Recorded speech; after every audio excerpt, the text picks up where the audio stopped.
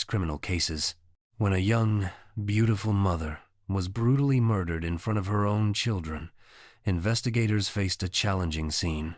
There were few clues, nothing that immediately pointed to a suspect or offered the classic aha moment that detectives rely on. As the Bureau launched its full investigation, local and federal authorities left no possibility unexplored. No one was ruled out as a suspect in Sheila's murder. Those who knew her believed the killer's intentions went far beyond harm. He wanted to completely destroy her, both emotionally and physically. It was the 7th of November, 1997. 13-year-old Stevie Bellish was walking home from school, filled with excitement. She couldn't wait to tell her mother some big news. A boy she liked was planning to ask her out. She had been thinking about it all day, imagining the call she expected over the weekend. But when Stevie opened the front door of her home, her excitement vanished. A chilling sense of unease washed over her. Something inside the house wasn't right. Stevie's world changed the moment she stepped inside her home.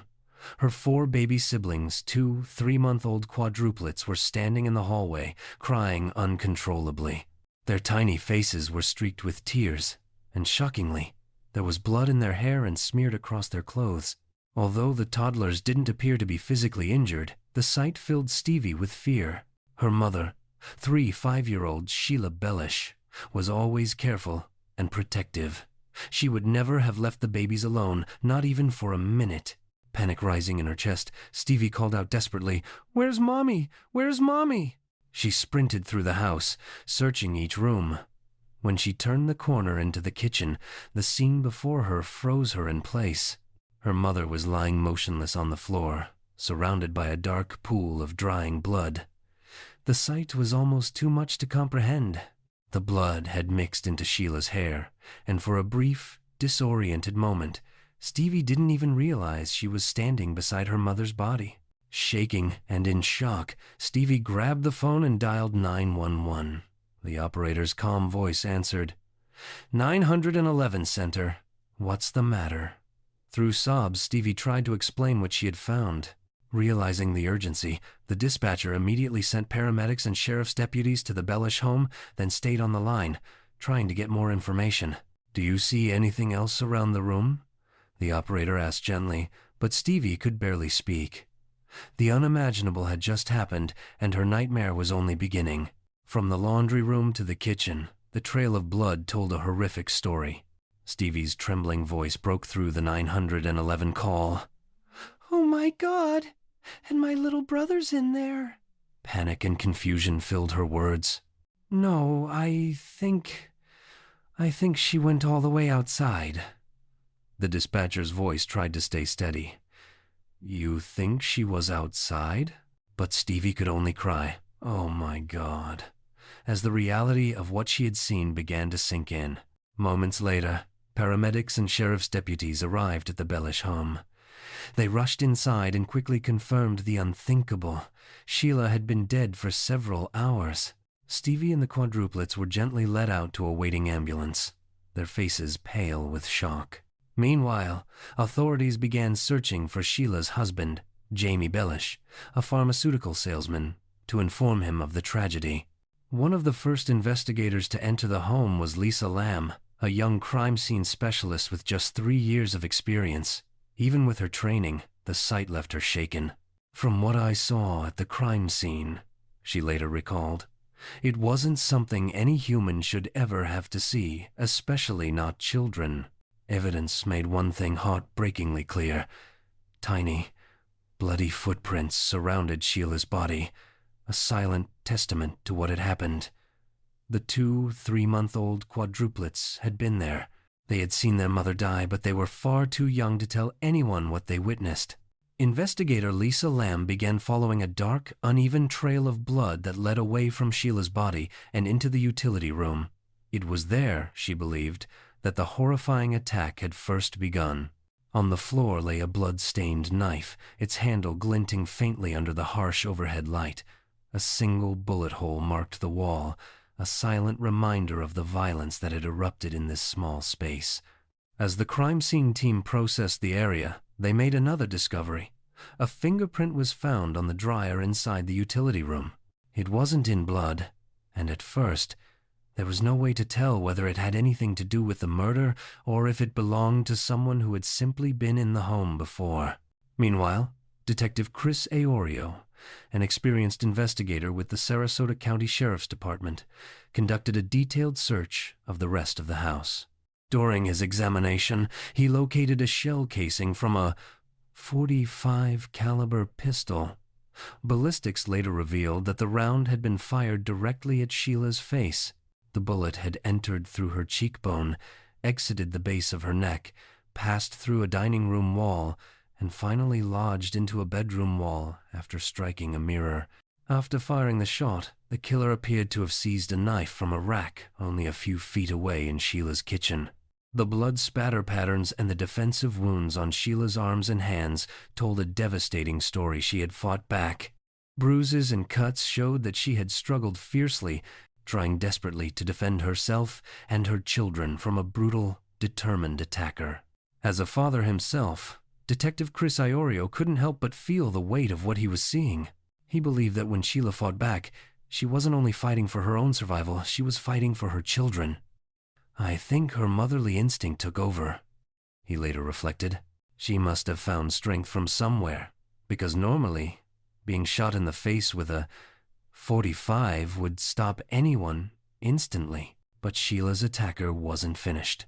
After firing the shot, the assailant brutally slashed her throat twice. The cuts missed her major arteries but severed 2 veins, leaving her gravely wounded. The killer then fled the home, abandoning Sheila to die. Somehow, against all odds, Sheila remained conscious. Driven by sheer willpower and the desperate hope of saving herself and her children, she dragged her wounded body roughly 15 feet across the floor to the kitchen counter. She managed to reach up, grasp the phone, and lift the receiver, but before she could make the call, her strength gave out.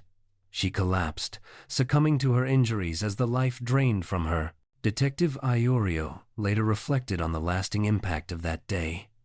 "All victims matter to us," he said quietly, "but scenes like this stay with you forever. When you walk into a house and see clear signs of a struggle, when you know someone fought with everything they had, it changes you." Looking at the tiny, bloody footprints that surrounded Sheila's body, he could only express one hope: that the 4 toddlers were young enough to remember nothing of the horror they had witnessed in that home. Investigators quickly determined how Sheila had been killed, but the question that haunted them was why. Sheila Bellish was a devoted stay-at-home mother, caring for her 4 toddler quadruplets and 2 older daughters from a previous marriage. She and her family had only been living in their quiet, middle-class Sarasota neighborhood for 6 weeks before the tragedy. Detectives began by considering the most obvious explanation: a home invasion gone wrong. However, a careful inspection of the property raised doubts.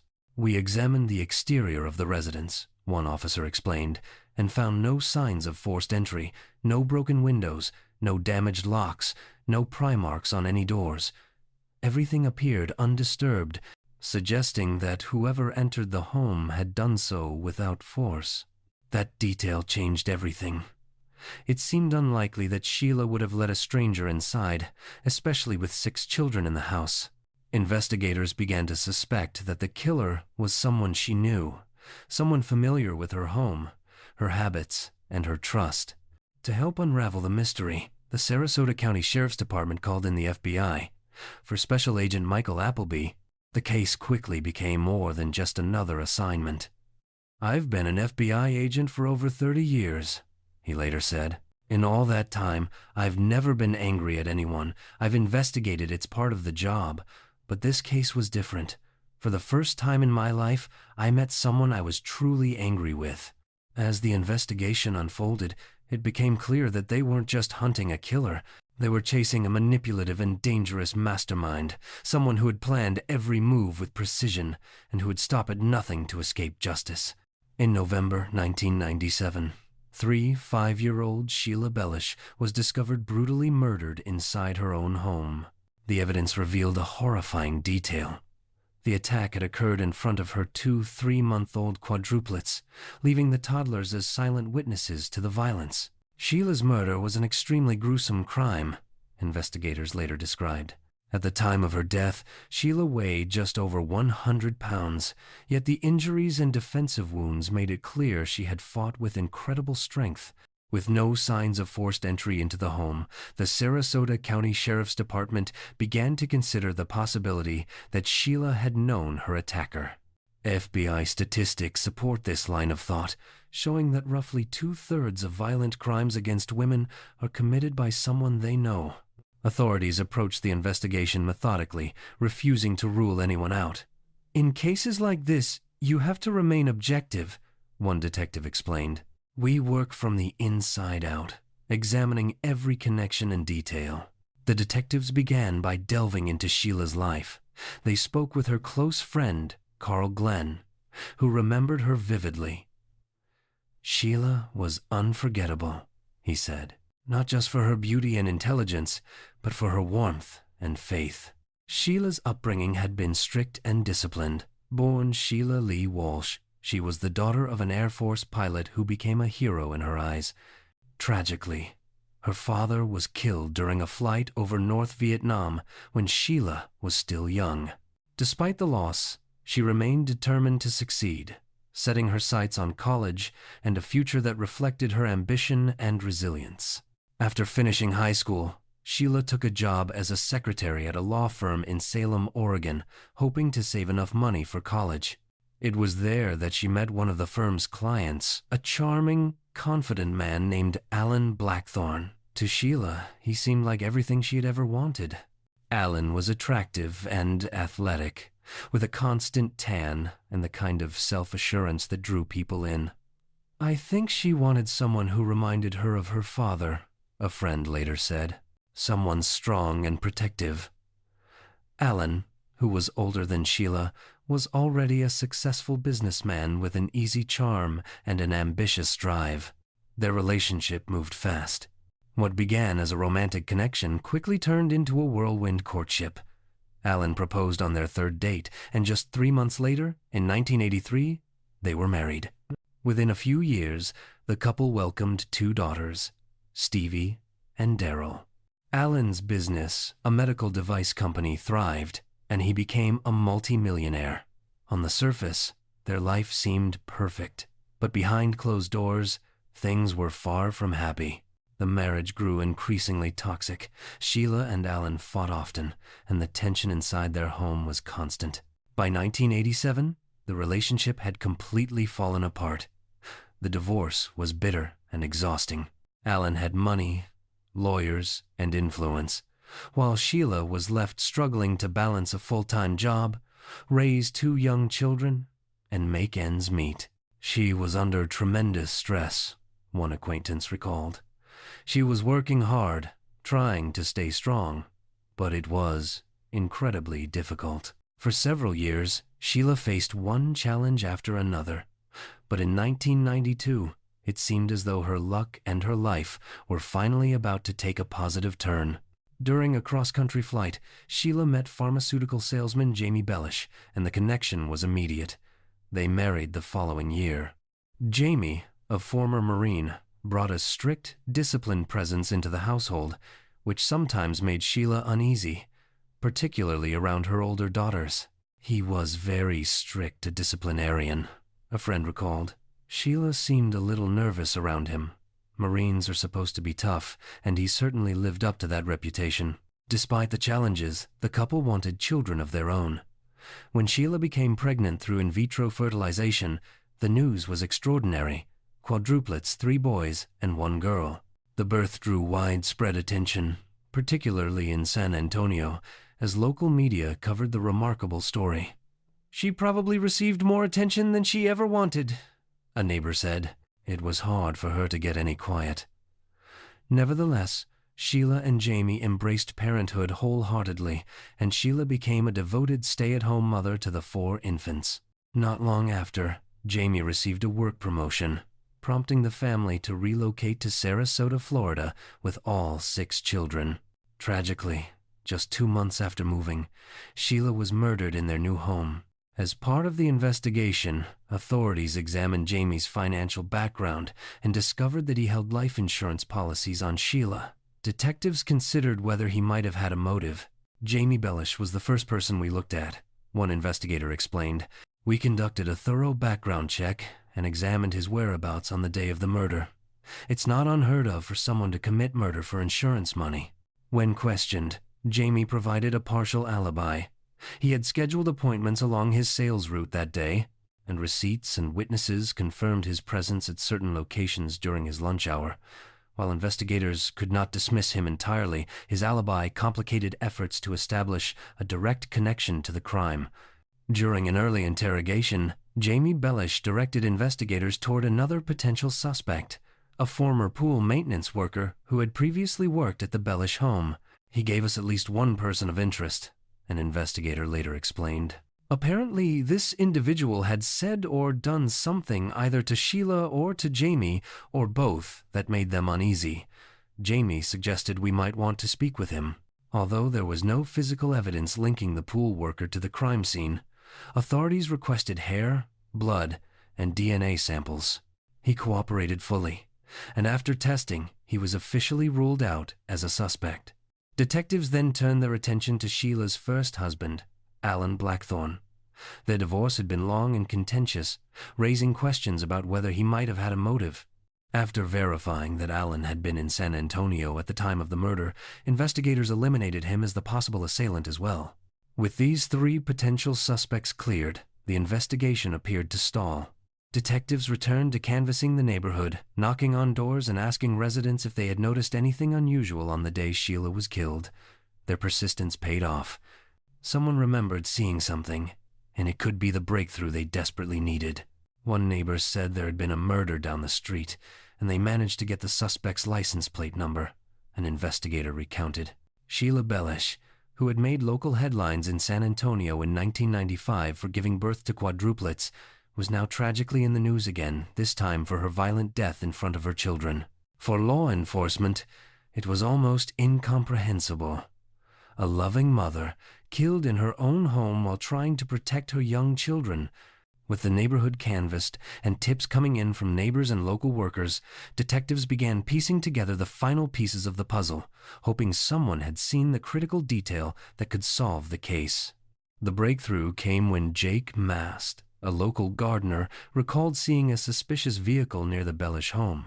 I was mowing the front yard, and I usually waved at people because there might be a customer later, Mast explained. I remember when he drove by. He didn't do anything unusual, but something just felt off. Shortly afterward, Mast saw the same car again, a Mitsubishi Eclipse parked nearby. He noticed the driver wearing camouflage pants, a detail that immediately struck him as out of place. It hit me that this guy didn't belong here, Mast said. There was something wrong. The image was so vivid, I was almost scared to look directly at the car. I memorized the license plate number by turning it into a sentence in my head. The sequence he remembered was YBR62G, though he couldn't recall the state, only that the plate had a white background. Detectives ran the plate through the Florida DMV system, but initially came up empty. Realizing the Bellish family had only recently moved from Texas, they submitted the plate to the Texas Rangers. This time, they struck gold. The registration came back matching a white Mitsubishi Eclipse, the exact make and model Mast had seen parked near the crime scene.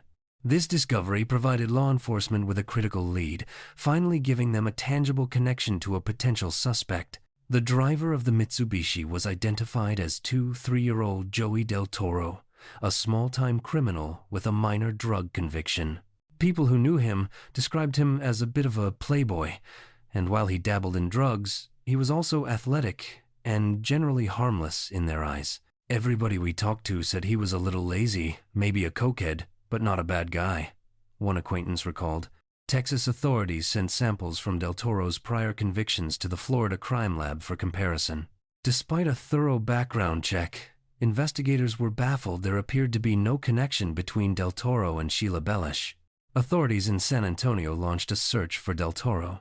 While they couldn't immediately locate him, they did find his white Mitsubishi parked outside a friend's apartment complex. After obtaining a search warrant, they were stunned by what they discovered inside. The vehicle contained a shocking amount of evidence directly linking Del Toro to Sheila's murder. A pair of camouflage pants, clothing that matched the description of what the suspect had been wearing, a map marking Sheila's home, and most crucially, a .45 caliber pistol, the suspected murder weapon. The evidence was sent to the Florida Department of Law Enforcement for testing. Ballistics confirmed the gun fired the bullet that killed Sheila. Tiny blood spatters on the camouflage pants matched Sheila's DNA, and a fingerprint lifted from the gun's trigger matched Del Toro's prints from previous convictions. Even the fingerprint found on the dryer at Sheila's home matched him. With the evidence mounting, detectives were convinced Joey Del Toro was the killer. Yet one question remained. Why? Del Toro had traveled from Texas over several days for the express purpose of murdering Sheila Bellish, someone he had never met in his life. The motive remained a mystery, leaving investigators to grapple with the chilling reality of a crime that was both senseless and meticulously planned. The question that haunted investigators was simple but chilling. Why Sheila? There appeared to be no obvious connection between Joey Del Toro and the young mother. Before they could find answers, a tip came in. Del Toro had fled the country. He had apparently learned he was a suspect in the murder and escaped to Mexico, slipping through the fingers of U.S. law enforcement. Authorities hoped that Mexican officials would apprehend him and arrange for extradition, but until that happened, investigators pressed on, determined to build an airtight case. As the investigation unfolded, a new lead emerged, pointing to another potential suspect. "We were trying to find Del Toro," one detective explained. "Everyone said if you want to locate him, look for his cousin, Sammy Gonzalez." Sammy Gonzalez, 27, worked part-time at the pro shop of a San Antonio golf course. When authorities confronted him with evidence recovered from Del Toro's car, Gonzalez initially tried to deny involvement, as many suspects do. But as the interview continued, he began to reveal information, piece by piece. Eventually, Gonzalez admitted that Sheila Bellish had been targeted as part of a deliberate plot. She was killed for money. He explained that he was not the mastermind, but had been approached by a third individual, Danny Rocha, a bookie who also worked at the golf course. According to Gonzalez, Rocha showed him a photograph of Sheila taken at one of her daughter's birthday parties and claimed that Sheila was a bad mother who needed to be punished. The revelation sent shockwaves through the investigation. Sheila's murder was not random. It had been meticulously planned, and it was motivated by cold, calculated cash, a conspiracy orchestrated by someone who believed they could manipulate others into committing an unimaginable crime. Uneasy at the thought of directly attacking a woman, Sammy Gonzalez passed the task along to his cousin, Joey Del Toro, convincing him to rough Sheila up. But the situation quickly escalated. As the conspiracy unfolded, Danny Rocha made it clear that he didn't care whether Sheila was merely assaulted or killed. At that point, what had begun as a plot for intimidation turned into a plan for murder. Rocha provided Del Toro with a photograph of Sheila, a map to her home, and a promise of $10,000 for carrying out the act. Detectives now understood much of the conspiracy behind Sheila's death, but one crucial piece was still missing: the triggerman, Joey Del Toro. Without bringing Del Toro back from Mexico, the likelihood of successfully convicting those responsible for Sheila Bellish's murder remained uncertain. Mexican authorities eventually apprehended Del Toro, but they were hesitant to extradite him because he faced the death penalty in the United States. Local law enforcement needed additional leverage and turned to the FBI for assistance. It was decided that the most effective way to prosecute the conspirators would be through the federal system. Under pressure from the FBI, Mexican officials finally agreed to extradite Del Toro to the United States. Once back, Del Toro confessed to killing Sheila Bellish, but he didn't stop there. What he revealed next shocked investigators and added a disturbing new layer to the case. Del Toro told investigators there was someone above Danny Rocha, a figure he feared. He described feeling trapped. If he refused to carry out the act, he worried about danger to himself or his family. That fear, he said, pushed him into committing the crime. Within 10 days of Sheila's murder, detectives in Florida and Texas began to piece together a more complete picture. The probe into Rocha's motives uncovered a link that pointed upward in the conspiracy.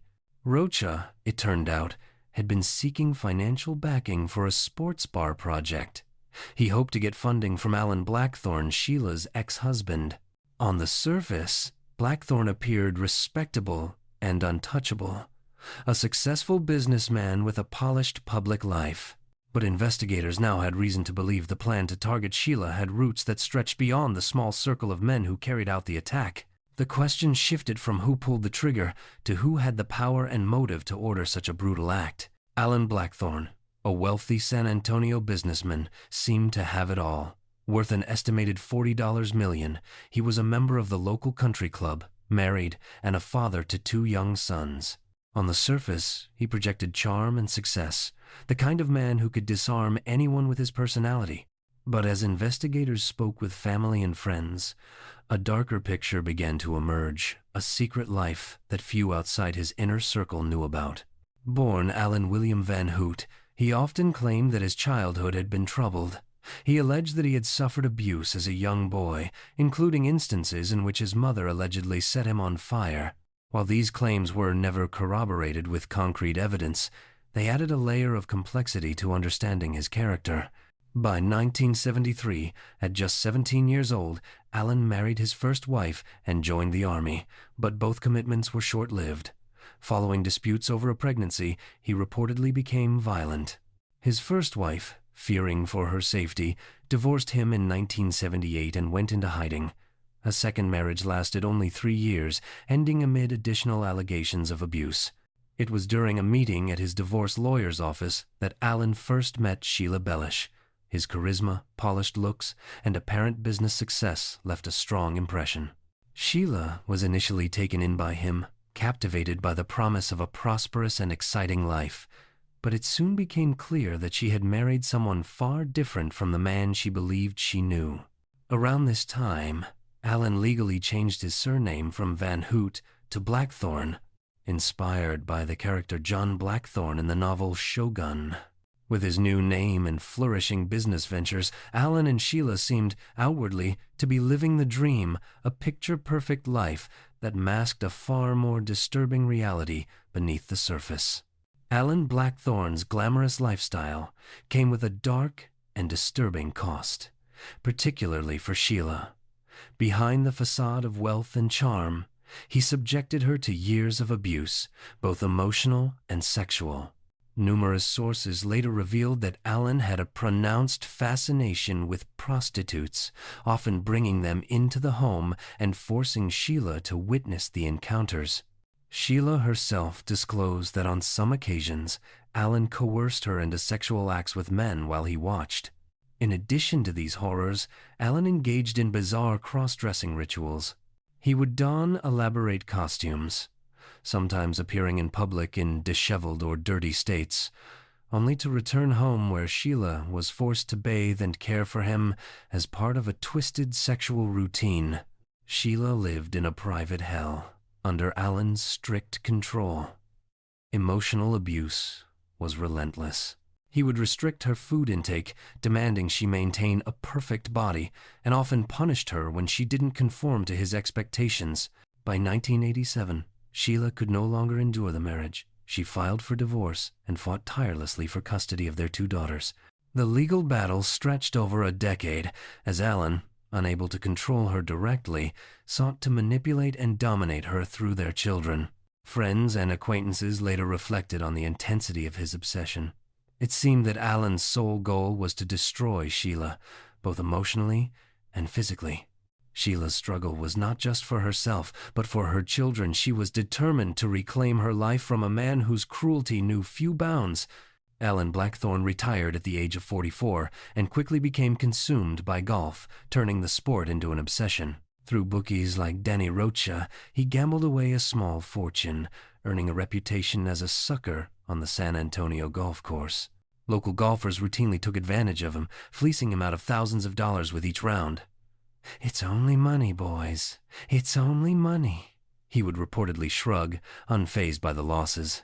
Yet there was one thing Alan could not tolerate losing: control over his ex-wife, Sheila. After Sheila married Jamie Bellish and gave birth to the quadruplets, Alan attempted to manipulate his daughters, turning them against their mother. In court, he falsely accused Sheila of physically abusing the girls, claiming that even minor injuries like stubbing a toe were the result of her cruelty. In classic sociopathic fashion, Alan manipulated everyone around him. He twisted his children's perceptions, coerced Sheila, and even deceived law enforcement into believing false accusations of abuse. All the while, he continued his protracted legal battle for custody of the girls. By the summer of 1997, Alan abruptly dropped the custody fight, citing concerns that the conflict was harming the children. But friends of Sheila later told investigators that she remained deeply uneasy about her ex-husband. Fearing that something terrible might happen, Sheila and her family fled San Antonio in the middle of the night, heading for Sarasota, Florida. She just said, "We have to leave, and I can't tell you where we're going," a friend recalled. Sheila sensed danger, and she was right. Alan Blackthorne had no intention of letting her escape, setting the stage for the tragic events that would soon follow. Alan Blackthorne reportedly approached bookie Danny Rocha at the golf course, and Rocha then reached out to Sammy Gonzalez. According to later accounts, Rocha told Gonzalez that a wealthy man wanted his wife beaten. Gonzalez said he was not the type to harm a woman, but knew someone who might be willing. He named his cousin, Joey Del Toro. Del Toro was offered money to carry out the attack. Those who knew Alan described him as someone who could not accept losing control. The move to target Sheila was seen as another attempt to exert dominance over a life he believed he still had a claim to. Once the plot was set in motion, Sheila's safety was placed in grave jeopardy. By January 2000, more than 2 years after Sheila Bellish was murdered in front of her young children, investigators had completed a long, painstaking probe. Evidence gathered over that period led authorities to conclude that Alan Blackthorne had paid Danny Rocha to arrange the attack. The web of involvement extended from the man who ordered the crime down to those who carried it out. The legal process followed. Sammy Gonzalez admitted his role in coordinating the crime and accepted a guilty plea, receiving a 17-year prison sentence. Danny Rocha was tried and sentenced by a Sarasota jury to life behind bars. Joey Del Toro, identified as the person who carried out the killing, awaited his own day in court as the case moved toward final resolution. By this point, everyone involved in Sheila Bellish's murder was behind bars except the mastermind, Alan Blackthorne.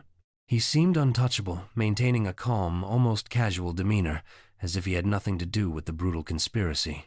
Newspapers in San Antonio and beyond had reported on the case extensively, yet Blackthorne appeared unfazed, even flaunting his notoriety. When you see a guy like this, you really want to convict him and put him where he belongs, one investigator remarked. For years, it seemed Blackthorne would escape justice. That changed when a new federal law allowed prosecutors to pursue charges based on the interstate nature of the crime. The plot had been hatched in Texas and executed in Florida. Suddenly, the FBI had the legal tools they needed. They focused on 2 statutes: the use of interstate communication facilities in the furtherance of a crime, and interstate travel to commit domestic violence. On the 5th of January 2000, FBI agents arrested Alan Blackthorne on a golf course, a fitting irony, given that it was on a golf course where he had first met Danny Rocha and where the conspiracy had begun. However, arresting Blackthorne was only the first step. Investigators still needed concrete evidence to secure a conviction. A search warrant allowed them to comb through Blackthorne's mansion, and it didn't take long for them to strike gold. Among the items seized were a computer-driven map finder guide and a printed page marking the address of Sheila Bellish's Sarasota, Florida home, a chilling confirmation of his premeditation and central role in orchestrating the murder. The evidence team uncovered more damning proof inside Alan Blackthorne's mansion: a set of photographs of Sheila and her daughters. One print, taken at a birthday party, was missing the same image that Danny Rocha had shown Sammy Gonzalez when he first proposed the deadly plot. This photograph had been used by Rocha, Gonzalez, and Del Toro to locate and identify Sheila Bellish, cementing Blackthorne's role in the premeditated crime. 2.5 years after Sheila's death, Alan Blackthorne finally faced trial in a federal courtroom for arranging her murder. Throughout the proceedings, he maintained his innocence, projecting a cocky confidence. His defense claimed he had no knowledge of the plot, suggesting that Rocha had acted independently to kill Sheila in a bid to gain Blackthorn's favor and secure funding for a sports bar. The jury, however, was unconvinced. On the 6th of July 2000, they delivered a verdict that shocked Blackthorn and brought a measure of justice to Sheila's family. That same afternoon, in a Florida courtroom, Joey Del Toro pleaded guilty to first-degree murder. He agreed to recount the chilling events leading up to Sheila's death. Del Toro described arriving at the Bellish home early on the 7th of November 1997 after an all-night drive from Texas. He watched the house and waited, observing Sheila as she left for school with her older daughters before returning home. Del Toro admitted he was studying her for signs of mistreatment toward the children, but as he waited in the laundry room, Sheila noticed him. Their eyes met, and at that moment, he said, there was no turning back. 7 months after the trial, Alan Blackthorn was sentenced to 2 concurrent life sentences without parole. For the investigators and prosecutors who had worked tirelessly to bring him to justice, it was a moment of vindication. Blackthorn showed no remorse throughout, believing until the very end that he would escape the consequences of his actions. Even with all 4 conspirators convicted, the victory brought only limited solace. Sheila Bellish had been a devoted mother, a woman who loved her children more than her own life. The brutality of her murder, committed in front of her toddlers, remains incomprehensible. As one investigator reflected, a person who does that, especially in front of their own children, is not human. And honestly, prison feels far too easy for someone like that.